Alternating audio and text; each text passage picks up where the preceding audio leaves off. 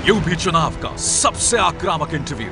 ख्वाहिश है सीएम बनने की। बीजेपी का कोई कार्यकर्ता ही सीएम बनेगा। मैं तो सब में फिट हूँ। प्रशासन फेल हो जाएगा तो उसे जनता को अपनी रक्षा के लिए स्वयं खड़ा होना चाहिए। और ये बात आपके संविधान में किस धारा में लिखी हुई है? संविधान में कहाँ लिखी गई है कि आप बहुसंख्यक समाज को प्रताड़ित करो, उनका कत्लेआम करो?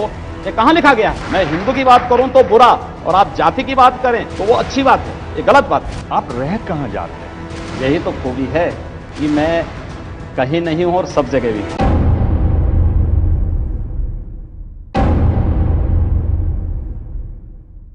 पांच टर्म सांसद पर अब मंत्री नहीं बने, 3 कैबिनेट विस्तार हो गए। आप परिवर्तन रैली की जो पोस्टर हैं उसमें आपका तस्वीर नहीं। इलेक्शन कमेटी बनी दिसंबर में, आपको उसमें नहीं। मैं आपसे पूछना चाहता हूं कि आप रह कहां जाते हैं? यही तो खूबी है कि मैं कहीं नहीं हूं और सब जगह भी हूं। आप हैं और कहीं भी नहीं है, मतलब आप भगवान हैं। मैं सब जगह हूं। मुझे लगता है जो जिस रूप में मानेगा मैं उस जगह वहां पे हूं। योगी आदित्यनाथ कह रहे हैं मैं भगवान हूं। मैंने कभी इन शब्दों का प्रयोग नहीं किया। मैं एक योगी हूं और एक योगी के रूप में अपनी भूमिका का निर्वहन कर रहा हूं। ध्रुवीकरण की बात होती है, आपको सबसे आगे रखा जाता है। देखिए, एक खास किस्म की राजनीति चाहिए होती है, आप सबसे पहले आते हैं। आपने कभी आत्ममंथन किया इस पर, कभी आत्मचिंतन किया इस पर? हाँ, मैं गंभीरता से आपसे सवाल पूछ रहा हूं। आत्ममंथन के बाद ही मैं इस बात को बोलता हूं। इस देश में एक और कश्मीर को बनने से बचना होगा, और बचाने के लिए मुझे लगता है कि अपने स्वार्थों की राजनीति को तिलांजलि देकर के आगे आना होगा। नाथ संप्रदाय का बहुत बड़ा पीठ है, बहुत सम्मानीय पीठ है। इसका आप इतिहास देख लीजिए। दिग्विजय नाथ जी उदयपुर से रहे, राजपूत रहे, 1921 में कांग्रेस में रहे। उसके बाद वो हिंदू महासभा में आ गए। गांधी जी की हत्या हुई 3 दिन पहले उन्होंने कहा कि गांधी जी को मारना चाहिए, ऐसा आह्वान किया। 9 महीने जेल में रहे। आप जिनको वो आपको गुरुजी मानते हैं, पिता तुल्य हैं आपके, अवैधनाथ जी लगातार जुड़े रहे एक आंदोलन से, अयोध्या वाले आंदोलन से। उनके पिता तुल्य थे दिग्विजय जी। उन्होंने ये भी कहा कि मुसलमानों को 5-10 साल के लिए वोटिंग होनी नहीं देनी चाहिए। स्टेट्समैन में खबर छपी हुई है 1950 में। एक ऐसी लाइन है जो हटकर है और जो कड़ी लाइन है। आप भी उसी तरह की बात करते हैं। फिर आपको तो मुझसे क्यों आपत्ति है? नहीं, इसीलिए आप जब मेरी परंपरा को जान रहे हैं तो फिर आपको मुझ पर आपत्ति नहीं होनी चाहिए। आपको तो मुझे अप्रिशिएट करना चाहिए कि चलिए मैं उस लाइन का अनुसरण कर रहा हूं। जो देश को तोड़ना चाहते हैं उन लोगों को हम तोड़ रहे हैं, इस पे तो आपको खुश होना चाहिए। आपकी पार्टी में ही एक विशेष ब्राह्मण वर्ग है जिनको इस तरह की बातें नहीं पसंद आती, जिनको आप ये जो कड़ा रवैया अपनाते हैं वो नहीं पसंद आता। देखिए, मेरी बात किसको पसंद है किसको नहीं है, मुझे लगता है कि जिसको पसंद है वो मुझे बुलाते हैं, जिसको पसंद नहीं है मैं वहां स्वयं नहीं जाता हूं। स्वाभाविक रूप से मुझे बुलाया गया है, हर जगह मैं जाता हूं और लोग मेरी बात को मानते हैं, मेरी बात को स्वीकार कर रहे हैं। बाकी मुझे देखिए, एब्सोल्यूट कोई नहीं हो सकता है, 100% किसी की बात को कोई नहीं स्वीकार कर सकता, लेकिन जो सच है उस सच को बोलने के लिए साहस चाहिए और उस साहस को हम बोलने का प्रयास करते हैं। आपके गुरुजी भी रहे, आपके पिता तुल्य हैं, वो भी हिंदू महासभा में थे, फिर बाद में बीजेपी में आए, दोनों जगह सांसद बने दोनों तरफ से। आप उत्तराखंड से राजपूत परिवार से आए, आपने भी इसी तरह से किया। मैं ये कह रहा हूं कि देखिए, मेरा सवाल सुन लीजिए। हमारी संत परंपरा में जाति नहीं देखी जाती है और ये अत्यंत शर्मनाक माना जाता है जब संत को किसी जाति विशेष से जोड़ते हैं। मैं एक हिंदू हूं और एक योगी के रूप में अपनी भूमिका का निर्वहन कर रहा हूं। आपको जाति तो अच्छी है, लेकिन हिंदू नाम से इतनी चिढ़ क्यों हो गई? मुझे ताज्जुब होता है आपकी बात पे, भाई आश्चर्य होता है मुझे। मैं हिंदू की बात करूं तो बुरा, और आप जाति की बात करें, मेरी पूरी परंपरा को जाति से जोड़ेंगे तो वो अच्छी बात है, ये गलत बात है। ऐसा नहीं है कि खास ब्राह्मण वर्ग है। राजनाथ सिंह आपकी बातों को नहीं सही मान रहे हैं। आपने कहा कि कैराना कश्मीर बनता जा रहा है, वो कह रहे हैं कि ऐसी बात नहीं है।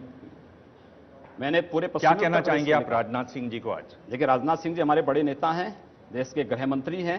गृह मंत्री के रूप में उनको जो कहना उन्होंने कहा है, लेकिन मैं इस बात को बोलता हूं पश्चिमी उत्तर प्रदेश की स्थिति जिस प्रकार से है, पिछले 15 वर्षों में जिस तेजी के साथ खराब हुई है, पश्चिमी उत्तर प्रदेश में जनसांख्यिकी असंतुलन की जो स्थिति पैदा हुई है, अगर समय रहते उसको नियंत्रित नहीं किया गया, पश्चिमी उत्तर प्रदेश भविष्य का फिर कश्मीर है। पर जो हुकुम सिंह जो वहां से सांसद है वो भी कह रहे हैं कि हिंदू मुस्लिम नहीं है, ये लॉ एंड ऑर्डर है। राजनाथ सिंह भी कुछ ऐसे, तो ये सब लोग आप ही की पार्टी के लोग हैं। ठीक बात है ना, ठीक बात है। ये सब पहले लॉ एंड ऑर्डर की प्रॉब्लम होती है। कश्मीर में भी पहले लॉ एंड ऑर्डर की प्रॉब्लम हुई थी, बाद में 19 जनवरी 1990 घटित होता है। 19 जनवरी 1990 पे क्यों नहीं चिंतन होता है, क्यों नहीं इस पे चर्चा होती है? 19 जनवरी 1990 के बारे में कोई चर्चा आज तक नहीं हो रही है। कारण है, हिंदू मारे गए, हिंदू भगाए गए, हिंदुओं का सामूहिक कत्लेआम होता है। क्या हिंदू इस देश में कहीं एजेंडे में नहीं है? उसका कोई भी आके कत्लेआम कर ले। पश्चिमी उत्तर प्रदेश में कश्मीर की इस दुर्भाग्यपूर्ण त्रासदी को होने से बचाना होगा, और इससे पहले कि ये चीजें आए, हमें केराना और कंधला जैसी घटनाओं को रोकना होगा। योगी जी, अखिलेश यादव गोरखपुर आए और आप कहते हैं कि बिजली हिंदू और मुसलमान देख के बांटी जाती है। उन्होंने आपको कहा कि भाई बिजली का तार छू लीजिए, करंट लगेगा, पता चल जाएगा बिजली आती है कि नहीं आती। देखिए, मैंने एक कहानी पढ़ी थी बचपन में चंगू और मंगू की। उत्तर प्रदेश में मुख्यमंत्री अखिलेश यादव को मैं देखता हूं तो उनकी कथा मुझे लगती है वो चंगू की तरह है जो अपने पैरों पर ही कुल्हाड़ी मार रहे हैं। उत्तर प्रदेश में बिजली नहीं बोलती तार, इनका तार, बिजली का तार बिजली नहीं देता है। इनका ट्रांसफार्मर जब बोलता है तब पता लगता है कि बिजली है ही नहीं। इसलिए उत्तर प्रदेश में बिजली नहीं है, ये मैं आज भी कह रहा हूं। आज जो दिखाई दे रहा है, इलेक्शन कमीशन के नाते दिखाई दे रहा है। और क्या ये सच नहीं कि उत्तर प्रदेश में विद्युत वितरण में इन्होंने भेदभाव किया है? आप चले जाइए बाराबंकी में, देवा शरीफ में 24 घंटे बिजली, महादेवा में 4 घंटे भी बिजली नहीं। आप चले जाइए देवीपाटन मंडल में, दरगाह शरीफ में 24 घंटे बिजली, देवीपाटन मंदिर में 4 घंटे भी बिजली नहीं। क्या इन्होंने मोहल्लों में और पर्व और त्योहारों में इस प्रकार का भेदभाव नहीं किया है? आखिर समझाएं कौन? जो व्यक्ति अपने बूढ़े पिता को ही टूटी साइकिल से उतार कर फेंक सकता है, उत्तर प्रदेश की जनता उसके सामने, मुझे लगता है कि उत्तर प्रदेश की जनता के लिए उसके कोई मायने नहीं। कि 15,400 मेगावाट बिजली मिलती है 4 दिन जब दिवाली के हुए, ईद के 3 दिन में 13,500 मेगावाट मिली। एक दिन ना, एक दिन में 13,000, 3 दिन में, एक दिन में 13,000, 3 दिन में नहीं। देखिए आंकड़े, अच्छा मुझे एक बात बताइए, मुस्लिम आबादी उत्तर प्रदेश में कितनी है? 20%, तो 18 से 20% है ना। हिंदू आबादी कितनी है? 78 से 80% है ना। 80% पॉपुलेशन को आप 15,000 मेगावाट बिजली देंगे 3-4 दिन में, और 20% लोगों को 13,000 मेगावाट बिजली देंगे 3 दिन में। ये अन्याय नहीं तो क्या है? आपने मोहल्ले वाइज बिजली देते हैं, ये अन्याय है। और ये ही बताता है कि इन्होंने समाज को इसी आधार पर बांटा है। तो क्या आपको लगता है कि ऐसे बिजली बांटी जा सकती है जिस तरह से आप बता रहे हैं? मोहल्ले वाइज इसी प्रकार से बांटी गई है। आप जाइए ना, दीपावली के समय देखिए या फिर ईद के समय देखिए, ये सब वितरण इसी रूप में हुआ है। ये जो कट्टरपंथी वाली आपकी छवि है, हमारी कोई कट्टरपंथी वाली छवि नहीं है। क्या आपने कभी, मैं कह रहा हूं, मैं कट्टरपंथी हिंदू नहीं हूं। एक हिंदू के रूप में, एक सन्यासी के रूप में, एक योगी के रूप में जो सच है उस सच को बोल रहा हूं। बीजेपी की एक कट्टरपंथी छवि रही। 2012 में इनको 15% वोट मिले। इन्होंने अपनी छवि बदली, विकास की बात करते हुए आए अपना काम लेकर नरेंद्र मोदी, और छा गए। क्या आपने कभी आत्ममंथन किया है कि अगर मुझे ज्यादा लोगों की मदद करनी है तो ये एक रास्ता है जो मोदी जी ने दिखाया, इस पर चलना चाहिए? विकास हमने किया है गोरखपुर में। आप गोरखपुर के विकास को देखेंगे तो मुझे लगता है आप ये प्रश्न मुझसे नहीं पूछते। मैं केवल आपको ये बताना चाहता हूं कि हिंदुत्व को आप विकास का विरोधी मत ठहराइए। हिंदुत्व और विकास एक दूसरे के पर्याय हैं, और हम लोगों ने विकास कराया है गोरखपुर में, और प्रदेश के किसी भी अन्य क्षेत्र से अच्छा विकास हम लोगों ने गोरखपुर में कराया। आप जब बात करते हैं, आप 3 तलाक की भी बात कर लेते हैं। क्या बात है, क्यों नहीं? क्यों महिला सशक्तिकरण की बात करते हैं। चलिए अब आप सुन लीजिए। क्या एक बड़ी आबादी को क्या न्याय नहीं मिलना चाहिए? जब 2010 में बात हुई कि महिलाओं को आरक्षण मिलना चाहिए, बीजेपी एक थी। आप पार्लियामेंट के आगे खड़े होके, और आपकी भाषा तो होती है, आपने कहा कि ये बेमौसम बरसात है। आप महिलाओं को घर से बाहर नहीं निकलने देंगे, उनको पढ़ाएंगे नहीं, भ्रूण हत्या कर देंगे। अरे प्रतिबंध लगाना है, भ्रूण हत्या पे लगाइए, उसको पढ़ाइए लिखाइए, अच्छी शिक्षा दीजिए, आगे बढ़ाइए। और हमने इसी बात को कहा, जहां पे महिलाओं को आरक्षण मिला है वहां पर एक बार पहले इसकी समीक्षा हो और फिर 33% क्यों, उसको 50% आरक्षण दीजिए। आरक्षण हर समस्या का समाधान नहीं, लेकिन अगर देना तो 33% क्यों, 50% दीजिए और योग्यता को मानक बनाइए। फिर ऐसा नहीं होगा कि नेताओं के परिवार के लोगों को आप दें, जो योग्य है उनको आप लेके आगे आइए। 30% देने में आप इतना घबरा रहे हैं, 50 तो आप क्या देंगे बताइए? मैं कह रहा हूं ना, आपको देना किसी चीज का कोई मानक होगा ना, उस आधार पर आप दीजिए, 50% दीजिए। यही तो होता है योगी जी, आप तिरछे चले जाते हैं। पार्टी एक तरफ ये सीधा रास्ता है, सुन तो लीजिए, गुमराह करने वाला रास्ता नहीं, सुन तो लीजिए, सच्चाई वाला रास्ता है, वही सच्चाई हम बोल रहे हैं। योगी जी इतना प्रचार कर रहे हैं, 150 से अधिक आपने जनसभाएं कर ली है, पश्चिम से लेकर पूर्वांचल तक। ख्वाहिश है सीएम बनने की यूपी का, अगर बीजेपी की तरफ से? क्योंकि आपकी करके चलिए कि बीजेपी का कोई कार्यकर्ता ही सीएम बनेगा, निश्चिंत रहिए। आपको क्या लगता है कि 3 विशेषताएं उत्तर प्रदेश के मुख्यमंत्री में क्या होनी चाहिए? देखिए उत्तर प्रदेश, हाँ पहली विशेषता, देखिए उत्तर प्रदेश के सामाजिक, आर्थिक और सांस्कृतिक विशेषताओं को जानने वाला व्यक्ति होना चाहिए, एक बात। दूसरी, उत्तर प्रदेश के सर्वांगीण विकास के बारे में एक रचनात्मक सोच उस व्यक्ति के अंदर होनी चाहिए। तीसरी बात, उत्तर प्रदेश में प्रत्येक नागरिक को सुरक्षा देने और उत्तर प्रदेश को देश के विकसिततम राज्यों में स्थापित करने का जज्बा उसके अंदर होना चाहिए। 3 बातें। इन तीनों में आप कितने में फिट हैं? मैंने कहा ना, मैं तो सब में फिट हूं। आप सब में फिट हैं? मैं सब में फिट हूं। और योगी आदित्यनाथ बता रहे हैं कि 3 विशेषताएं होनी चाहिए, मैं कर रहा हूं। फिट हैं। मैंने कहा ना, वो हम गोरखपुर में कर रहे हैं, मैं एक सांसद हूं, गोरखपुर में कर रहा हूं। उत्तर प्रदेश का मुख्यमंत्री ये करेगा, उत्तर प्रदेश देश के विकसित राज्यों में आगे बढ़ेगा। आप नहीं मानते कि आपकी पार्टी में भी बहुत सारे, हुकुम सिंह जी का मैंने नाम लिया, राजनाथ सिंह जी का, इनके परिवार के लोग चुनाव लड़ रहे हैं? जो पार्टी में काम किया होगा लड़ना चाहिए उनको, बिल्कुल लड़ना चाहिए। एक कार्यकर्ता आप सही भी ठहरा देते हैं, गलत भी ठहरा देते हैं। नहीं, एक कार्यकर्ता के रूप में जो व्यक्ति 10 साल 12 साल 15 साल काम किया है, अगर चुनाव की बात आती है और पार्टी उन्हें कहीं फिट पाती है, उन्हें चुनाव लड़ना चाहिए। किसी को सही नहीं ठहरा रहा हूं। मैंने कहा अगर कोई कार्यकर्ता, भले ही किसी नेता का पुत्र है, पार्टी में काम कर रहा है, लंबे समय से कार्य कर रहा है और उसके अंदर क्षमता है, कोई चुनाव जीतेगा इस नाम पर नहीं जीतेगा कि फलाने का पुत्र है, फलाने का पुत्री है, फलाने का भाई है। उसके अंदर क्षमता पब्लिक देखती है तो उसको चुनाव जिता करके भेजेगी, नहीं देखेगी तो जनता स्वयं फैसला करेगी, नेता को फैसला नहीं करना है।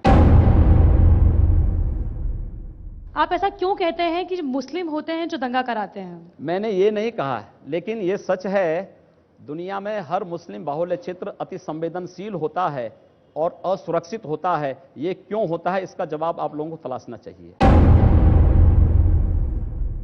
सोशल मीडिया पे एक लड़की की फोटो वायरल हुई है जिसमें वो लड़की एक पोस्टर दिखा के कह रही है कि मेरे पिता को पाकिस्तानियों ने नहीं, वॉर ने मारा। इस पे आपका क्या पक्ष है? ये सोच अपने पिता के बारे में किसी बालिका के द्वारा इस प्रकार का वक्तव्य, मुझे लगता है कि हम इससे सहमत नहीं हैं।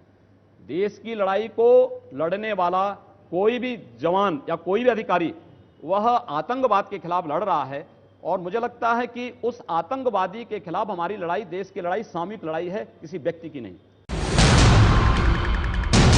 बड़ा अफसोस हुआ कि आपकी पार्टी ने एक भी मुस्लिम महिला को टिकट नहीं दिया। हम लोग टिकट का आधार हिंदू और मुस्लिम को नहीं मानते। हमारा टिकट का आधार विचारधारा के प्रति उस व्यक्ति का जुड़ाव और जीतने की उसकी संभावना, ये दोनों टिकट के आधार बनते हैं। लेकिन ये तय करना, ये बोलना कि फलाने जाति या मत या मजहब के लोगों को टिकट नहीं मिला तो उसका विकास नहीं कराएंगे, ये मिथ्या है। 371 टिकट दे दीजिए, एक भी मुस्लिम को नहीं। एक तो दे देते हैं आप, मुंह मुंह दिखाई हो जाती है। टिकट का आधार मैंने बताया कि जो टिकट के आधार हैं वह पार्टी ने पहले से तय किए थे।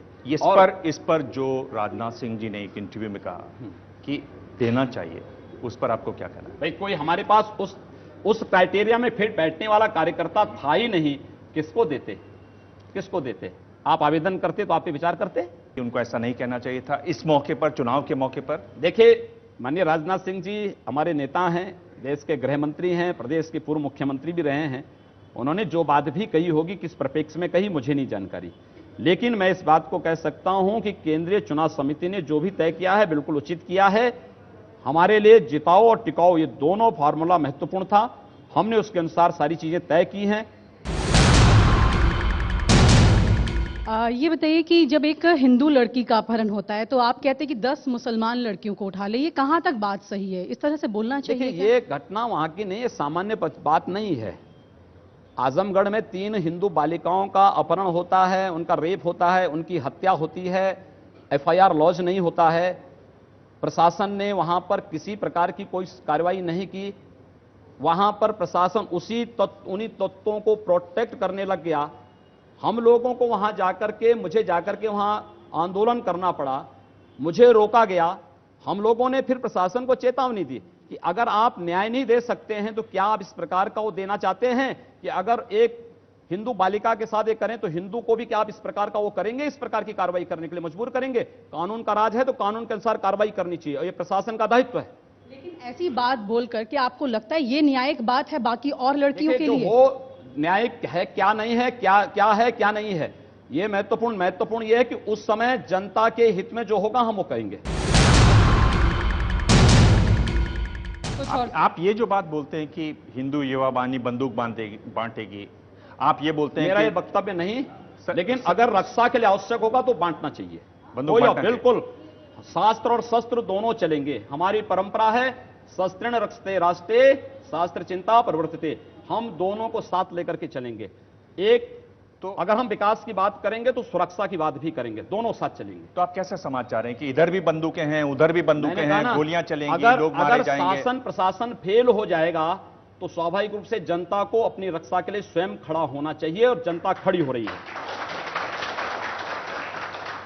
ये बात आपके संविधान में किस धारा में लिखी हुई, कहां लिखी ये हुई? संविधान में कहां लिखी गई है कि आप बहुसंख्यक समाज को प्रताड़ित करो, उनका कत्लेआम करो और प्रशासन नपुंसकों की तरह चुपचाप बैठा रहे? ये कहां लिखा गया है? योगी जी, अगर न्याय पाने का अधिकार किसी एक जाति और मजहब को है तो बहुसंख्यक समाज को भी है। देखिए आप नाराज हो गए। नाराज नहीं हो रहा हूं मैं इस बात को कह रहा हूं कि संविधान किसी जाति किसी मजहब को भी छूट नहीं देती है कि उस सरेआम कत्लेआम करें या एक वर्ग विशेष को पलायन करने के लिए मजबूर कर दे। क्या ये जो आप बात कहते हैं हथियार वाली, संविधान में कहीं लिखी हुई है? ये मेरा वक्तव्य कहीं है ही नहीं, तो आप अपने तरीके से अपने बात को मेरे मुंह में डाल रहे हैं तो मैं उसकी बात कहां से कर सकता हूं। लेकिन ये शास्त्र सम्मत है तो मुझे लगता है कि शास्त्र सम्मत है तो हमें उसका अनुपालन करना चाहिए। ये कहां लिखा हुआ संविधान में? मैं कहता हूं संविधान में ये कहां लिखा गया कि बहुसंख्यक समाज का कत्लेआम करो? ये कहां लिखा गया है? क्या आप कहां लिखा गया है? किसने कहां लिखा है कि कश्मीर से हिंदुओं को पलायन करा दो, कश्मीरी पंडितों को मार डालो? ये संविधान में कहां लिखा गया है? क्या आप एक सवाल का जवाब सवाल से देंगे? आपके पास सीधा जवाब नहीं है? मैं इसीलिए आपके सवाल ही इस प्रकार के हैं कि उस पर सवाल करना आवश्यक हो जाता है। मतलब मेरे सवाल ऐसे हैं कि आप जवाब नहीं दे पा रहे? जवाब नहीं, जवाब के साथ सवाल करना आवश्यक है। तो आप पर ये तो मानते हैं कि संविधान में ऐसा कहीं नहीं लिखा हुआ है जो आप कह रहे हैं? संविधान में ये कहीं नहीं लिखा है। संविधान हर नागरिक को, भारत में किसी नागरिक को जाति मत मजहब या लिंग के आधार पर कोई भेदभाव नहीं करता है। प्रदेश में हुआ है और देश के कई राज्यों में अतीत में ये हुआ है। कि आप कहते हैं अगर बीजेपी की सरकार बनेगी तो राम मंदिर बनेगा, एसपी बीएसपी की सरकार आएगी तो करबला कब्रिस्तान बनेगा। क्या आप इतने मुकम्मल कैसे हैं कि एसपी बीएसपी आएगी तो कब्रिस्तान और करबला बनेगा? उन्होंने 14 वर्षों तक यही काम किया है। मैं सुल्तानपुर में गया था, समाजवादी पार्टी के विधायक ने पूरी अपनी विधायक निधि करबला के निर्माण में दे दी है। उन्हें सड़क नहीं, जनता को अन्य बुनियादी सुविधाएं नहीं, करबला का निर्माण महत्वपूर्ण लगा। लेकिन आप गाँव की सड़कों पर जाइए, सड़कें नहीं हैं। गांव में एक सब बिजली की स्थिति, जो अखिलेश यादव कल बोल रहे थे कि हम बिजली दे रहे हैं, उनसे पूछा जाना चाहिए ना कि गांव में बिजली कैसे एक सप्ताह इस गांव में मिलेगी, अगले सप्ताह दूसरे गांव को मिलेगी। ये स्थिति है। जनता को बुनियादी सुविधाएं देने की बजाय सपा और बसपा ने 15 वर्षों में कब्रिस्तान की बाउंड्री वाल बना करके केवल ग्राम समाज की जमीन को, गरीबों की जमीनों को कब्जा किया है। और भारतीय जनता पार्टी आएगी तो विकास भी करेगी। और राज्य में भाजपा की सरकार इसलिए भी महत्वपूर्ण है क्योंकि राज्य सरकार की भूमिका बड़ी होने जा रही है। याद करिए 1986 को जब अयोध्या में राम जन्मभूमि का ताला खोला था, कोर्ट ने राज्य सरकार से पूछा था कि आपकी क्या राय है। राज्य सरकार सकारात्मक थी, ताला खुला।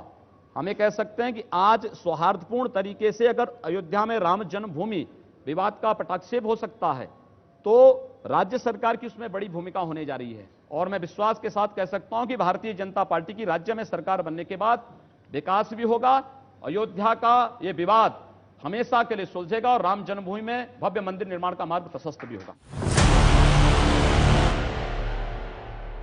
आप एक तरीके से राजनीति में शॉर्टकट हैं। आप एक क्षणिक जो चीज करना चाहते हैं वो करते हैं आप। मैं शॉर्टकट का रास्ता कभी नहीं अपनाता। अब मैं आपसे पूछूं सवाल। उत्तर प्रदेश की हालत इतनी खराब है, आप राजनीति में हैं, आप हथियार देने तक की बात कर देते हैं। आप क्यों नहीं 10 लाख लोगों को लेके जाते लखनऊ में? क्यों नहीं आप प्रदेश भर में आंदोलन करते, जो कि एक राजनीतिक तरीका है?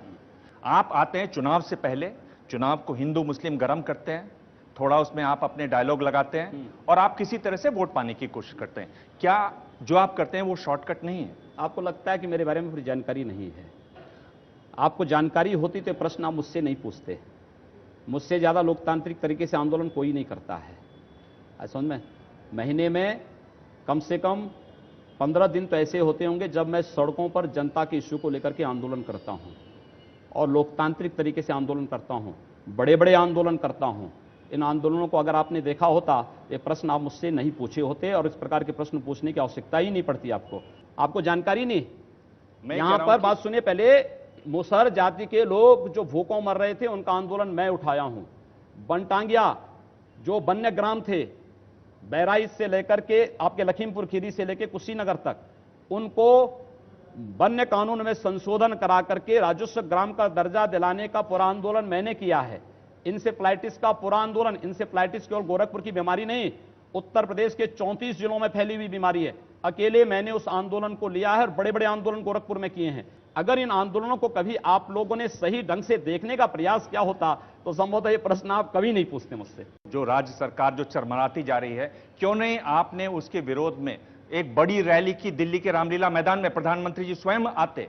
मैं कह रहा हूं कि उसको करने में समय लगता है। संसद आप नहीं, आपने मेरे आंदोलन देखे होते तो प्रश्न ही आप मुझसे नहीं पूछते। एक, मैं एक सांसद हूं, संसद में संसद के मंच का इस्तेमाल मैं इन सब कार्यों के लिए करता हूं। एक, दूसरा, नहीं वो मैंने देखा है, आपने रोते हुए जो बात की वो मैं समझता हूं। मैंने कहा ना, वो संवेदनशीलता है। मैं आपको धन्यवाद दूंगा कि आपने इस बात को कहा कि उत्तर प्रदेश की सरकार चरमरा गई है, ये सड़ गई है, गल गई है, और इसीलिए तो हम परिवर्तन के लिए जनता से समर्थन मांग रहे हैं कि सड़ी गली सरकार को फेंको और उत्तर प्रदेश में सुशासन स्थापित करने के लिए भारतीय जनता पार्टी को लाओ। आपने गोरखपुर को हिंदुत्व की लैबोरेटरी बनाकर रख दिया है। आप अलीनगर का नाम आर्यनगर रख देते हैं, उर्दू बाजार का हिंदी बाजार। ये कहां जाके रुकेगा आपका? बिल्कुल होना चाहिए, क्यों नहीं होना चाहिए। अतीत के गौरव के साथ वर्तमान को जुड़ना चाहिए। अली से गोरखपुर का मतलब कहां से है? आर्यों से है। उस अतीत के गौरवशाली पलों के साथ अगर वर्तमान समाज जुड़ता है तो मुझे लगता है कि उसके सामने ढेर सारी संभावनाएं होंगी। हम किसी संकीर्ण दायरे में चलने के बजाय हाईवे पे चलें, और हाईवे पे चलने की एक रास्ता तैयार किया जा रहा है। तो आप ताजमहल का भी नाम बदलवा देंगे? सबका नाम बदलेंगे। क्या होगा जी ताजमहल का नाम? वो तो आप तय करेंगे। नहीं, मैं क्यों? आप बदलवाना चाहते हैं, मैं कौन होता हूं जी? आप जो तय करेंगे हम तय कर देंगे। नहीं, पर आपने मतलब आप क्या कह रहे हैं कि ताजमहल बदलवाना चाहते हैं नाम, पर नाम नहीं सोचा योगी आदित्यनाथ? मैंने कहा ना, समय आने दीजिए, हर चीज का इंतजार करिए। सारी चीजों में एक बार बोल दूंगा तो फिर अगली बार का कौन सा मसाला मिलेगा आपके पास? अच्छा, आप इस तरह से करते हैं, मसाला बचा बचा के चलते हैं। मैंने तो सोचा कि आपके पास बहुत मसाला है। इसीलिए कह रहे हैं ना कि सारी चीजें एक बार बोल देंगे तो अगली बार के लिए भी कुछ रखिए अपने लिए। पर अभी 90 सीटें बची हुई हैं। प्रधानमंत्री जी त्रिशंकु वाली बात क्यों कर रहे हैं? नहीं, प्रधानमंत्री जी ने जो वक्तव्य कहा है, हमारी इस क्षेत्र की जो महत्वपूर्ण सीटें हैं उन पर, कि कोई भी ऐसा कार्य आप न करें कि जिससे कोई त्रिशंकु सी स्थिति पैदा हो, और उन लोगों को चुनाव जिताकर की कतई न भेजें जो सुरक्षा के लिए स्वयं खतरा पैदा करने वाले हैं। तो त्रिशंकु की आपको नहीं लगता, बात करके लगता है कहीं कोई डाउट है आप लोग? ऐसा कुछ माने प्रधानमंत्री जी ने कहा, क्योंकि अभी तो 2 चरण के बाकी हैं जी, 6ठे और 7वें चरण का बाकी है, और काफी महत्वपूर्ण भूमिका 6ठे और 7वें चरण की होगी। और हम विश्वास के साथ कह सकते हैं कि जैसे हमारे पक्ष में 5वें चरण तक लहर बनी है, अच्छी लहर बनी है, छठे और सातवें चरण में भी भारतीय जनता पार्टी इतनी सीटें पाएंगी कि पूर्ण बहुमत की सरकार पार्टी की बनेगी। जिस तरीके से जो दरी बिछाने वाला कार्यकर्ता था, पिछले 20 साल से 30 साल से दरी बिछा रहा था पार्टी कार्यालय में, उनको कहीं ना कहीं नजरअंदाज किया गया। और जो क्षेत्रीय नेतृत्व है आप जैसा, अगर उसको संज्ञान में लिया जाता, उनकी उसमें मर्जी होती लिस्ट तैयार करने में, तो बीजेपी की जो आज स्थिति है चुनाव में, वो क्या बेहतर हो सकती थी? देखिए, भारतीय जनता पार्टी की केंद्रीय चुनाव समिति और फिर संसदीय बोर्ड ने जो भी निर्णय किया है, व्यापक सोच समझ करके किया है। मुझे लगता है कि हमें उसका समर्थन करना चाहिए और सभी कार्यकर्ता उसके साथ लगे हैं। राजनाथ सिंह जी ने जो इंटरव्यू में कहा कि अगर ये तालमेल नहीं होता, यानी सपा का और कांग्रेस का, तो बीजेपी 300 के पार जाती। क्या आप इस आंकलन से सहमत हैं? देखिए, ये बेमेल गठबंधन जरूर है, लेकिन बीजेपी के लिए लाभदायक है। और तो क्या आप उनके इस आंकलन से उनका आंकलन तो ये बताता है कि इससे बीजेपी 300 के पार नहीं जाएगी। मैंने माननीय राजनाथ सिंह जी का बयान नहीं पढ़ा है, न मैंने जाना है किस परिप्रेक्ष्य में कहा है, लेकिन मैं मानता हूं कि सपा कांग्रेस का गठबंधन भारतीय जनता पार्टी के पक्ष में है और भारतीय जनता पार्टी के पक्ष में इस गठबंधन के बनने के बाद से ही लहर पैदा हुई है। अगर आपसे कहे केंद्रीय नेतृत्व कि हिंदू युवा वाहिनी को बंद कर दीजिए, हम आपको केंद्र में मंत्री बनाएंगे इस बार, क्या आप ऐसे किसी पद के लिए दावेदार नहीं हूं। मैं एक मिशन के साथ जुड़ा हूं, अपने अभियान के साथ लगा हूं। गोरखपुर की जनता मुझे चुन के भेजती है, गोरखपुर का समग्र विकास करता हूं, हिंदू समाज की रोटी खाता हूं, हिंदू समाज के लिए कार्य करता हूं। यही मेरे जीवन का ध्येय है, बाकी कोई ध्येय नहीं। ये जो बीजेपी ने किया 2012 में कि उन्होंने सोचा कि ये जो कट्टरवादी हिंदूवादी बात है, उससे हम लोग 15% वोट ही पाए और फिर उन्होंने विकास उसमें जोड़ा, बाद में आया विकास। तो क्या आपको लगता है कि इस तरह का कोई बदलाव आपके अंदर दिखाई देगा? विकास हमारा पहले भी एजेंडे में था, विकास हमारे एजेंडे में आज भी है, भविष्य में भी रहेगा। हिंदू न कट्टर होता है न सॉफ्ट होता है, हिंदू केवल हिंदू होता है और उस हिंदू को हिंदू के रूप में आप पहचाने तो आपकी बड़ी कृपा होगी हिंदू समाज पर।